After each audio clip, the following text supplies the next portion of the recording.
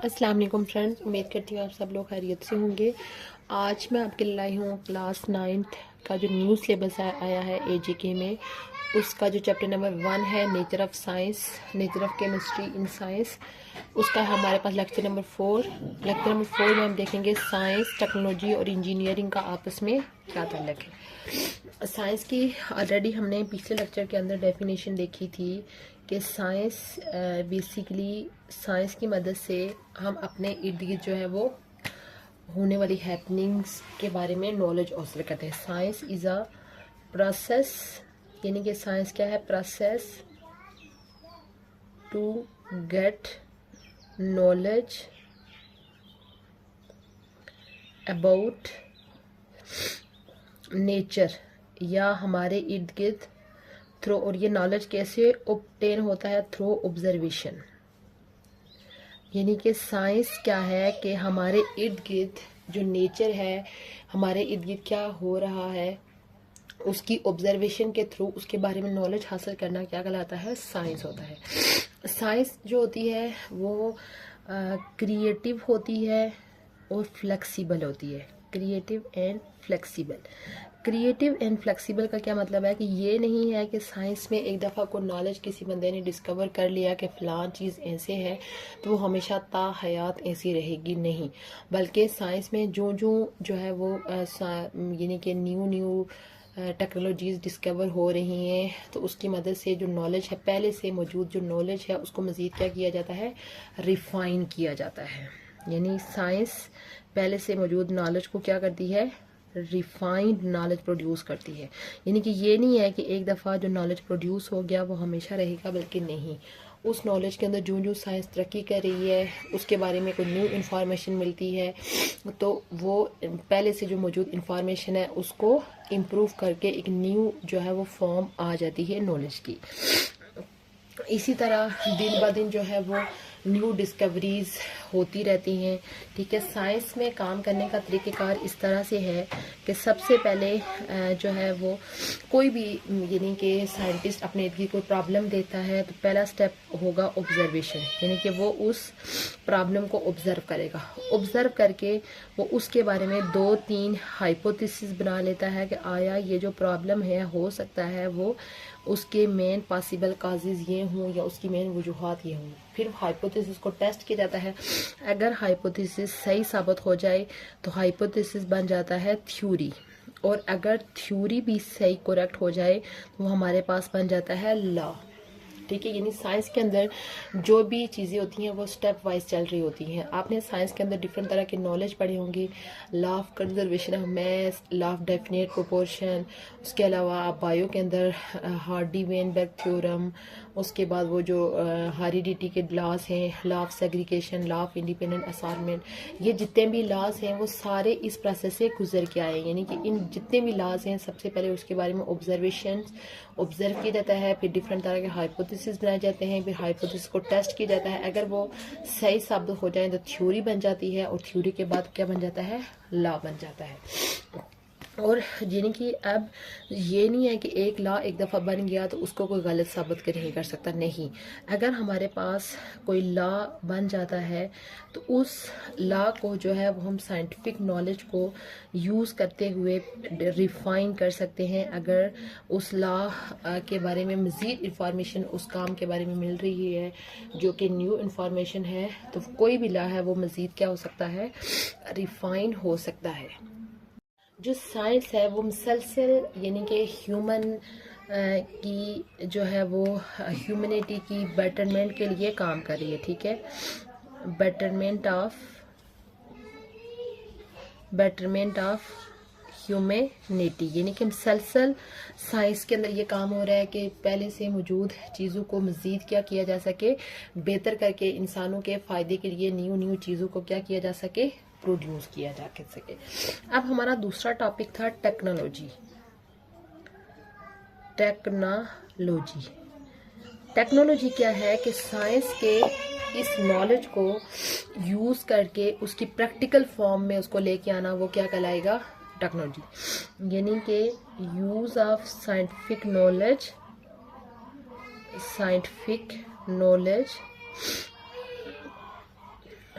Scientific knowledge को use करके to create its practical solution या प्रैक्टिकल फॉर्म, यानी कि कोई भी साइंटिफिक नॉलेज जो कि लॉज की फॉर्म में, थ्योरी की फॉर्म में प्रूव हुआ है, उस लॉ को यूज़ करते हुए एक प्रैक्टिकल फॉर्म बना लेना क्या कहलाता है? टेक्नोलॉजी। जैसे आप अपने इर्द गिर्द डिफरेंट तरह के टेक्नोलॉजीज़ यूज देखते हैं, जैसे ये मोबाइल फ़ोन है, उसके बाद टीवी, उसके बाद जो और टेक्नोलॉजीज़ आप यूज़ करते हैं, इस्त्री यूज़ करते हो, वॉशिंग मशीन यूज़ करते हो, घर में डिफरेंट तरह की लाइटिंग सिस्टम, सारा कुछ, ये सारी जो है वो टेक्नोलॉजीज़ हैं। इनके पीछे ये पूरा प्रोसेस चला होगा कि पूरी, यानी किस तरह से उसके बारे में ऑब्जर्व हुआ होगा, फिर उसके हाइपोथेसिस बना होगा, थ्योरी, लॉ, और फिर उस नॉलेज को यूज़ करके उसकी एक प्रैक्टिकल फॉर्म जो होगा बनी होगी। यानी कि जितना भी साइंटिफिक नॉलेज है, साइंटिफिक नॉलेज को यूज़ करके उसकी प्रैक्टिकल फॉर्म बना लेना क्या कहलाता है? टेक्नोलॉजी। इस तरह से जो है वो साइंस का ताल्लुक किसके साथ है? टेक्नोलॉजी के साथ है। जैसे कि टेक्नोलॉजी के अंदर एक हम एग्जांपल देखते हैं कि एक साइंटिफिक नॉलेज है कि जो वुड होती है, वुड कैच फायर, ये एक साइंटिफिक नॉलेज है कि जो लकड़ी होती है, जब भी उसके करीब जो है वो आग जाएगी तो वो आग को फौरन क्या कर लेती है? पकड़ लेती है। ये हमारे पास क्या है? एक साइंटिफिक नॉलेज है, साइंटिफिक नॉलेज है, ठीक है। यानी कि ये बर्निंग के बारे में एक नॉलेज है। इस नॉलेज को यूज़ करके ऐसी टेक्नोलॉजीज डेवलप की जाती हैं।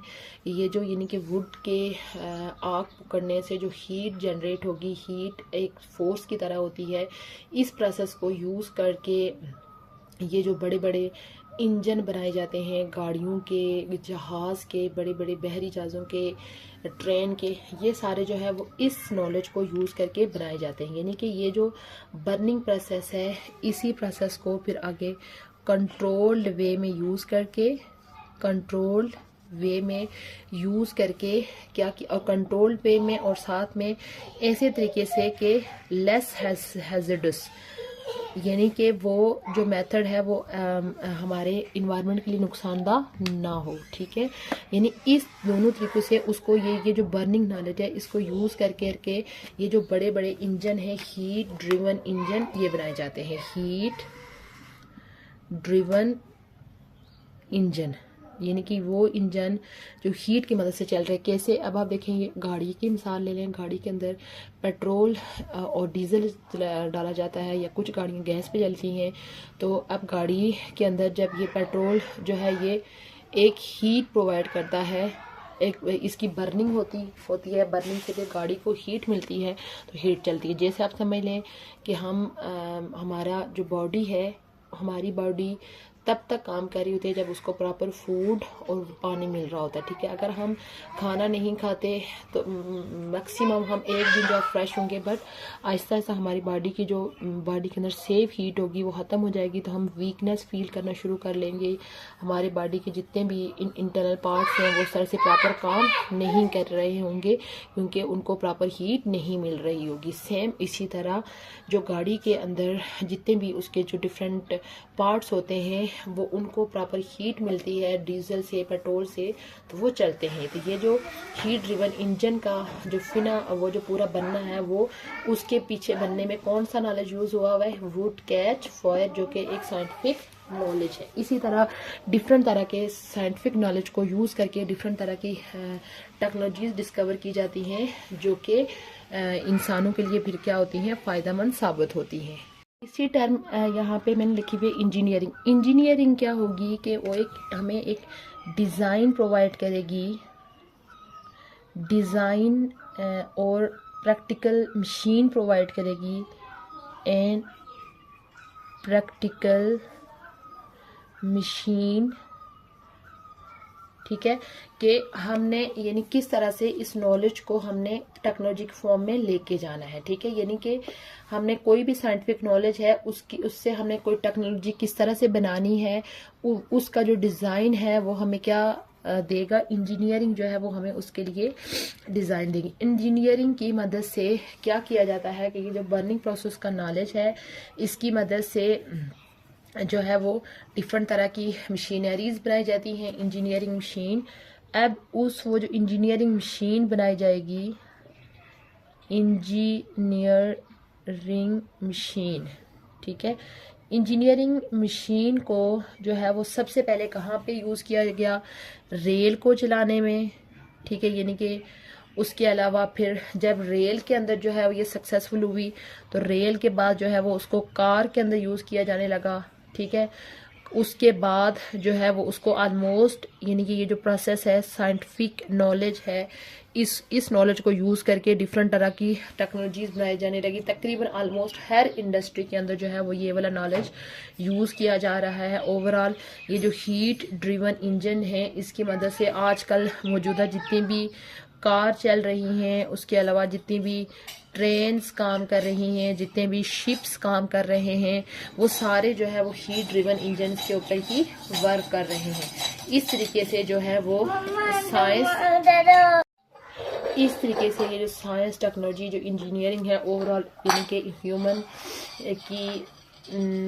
की खिदमत कर रहे हैं, उनके लिए न्यू चीज़ें डिस्कवर कर रहे हैं, ठीक है।